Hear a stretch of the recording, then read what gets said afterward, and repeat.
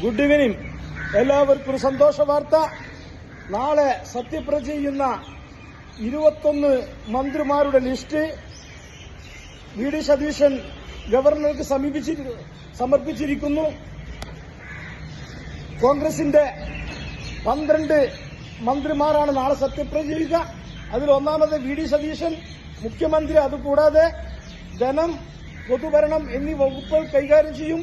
രണ്ടാമതായിട്ട് രമേശ് ചെന്നിത്തല, അദ്ദേഹത്തിന് ആഭ്യന്തരവും വിജിലൻസുമാണ് കൊടുത്തിരിക്കുന്നത്. മൂന്നാമതായിട്ട് കെ മുരളീധരൻ, അദ്ദേഹത്തിന് വൈദ്യുതി വകുപ്പാണ് കൊടുത്തിരിക്കുന്നത്. ആദ്യം അദ്ദേഹത്തിന് ആരോഗ്യമായി കൊടുത്തിരിക്കുന്നത്, പക്ഷെ അത് തിരുത്തിയിട്ട് വൈദ്യുതി വകുപ്പാണ് മിസ്റ്റർ മുരളീധരന് കൊടുത്തിരിക്കുന്നത്. നാലാമതായിട്ട് ബിന്ദുകൃഷ്ണയ്ക്ക് വനിതാ ശിശുക്ഷേമ വകുപ്പാണ് കൊടുത്തിരിക്കുന്നത്. അഞ്ചാമതായിട്ട് എ പി അനിൽകുമാറിന് ആരോഗ്യ വകുപ്പാണ് കൊടുത്തിരിക്കുന്നത്.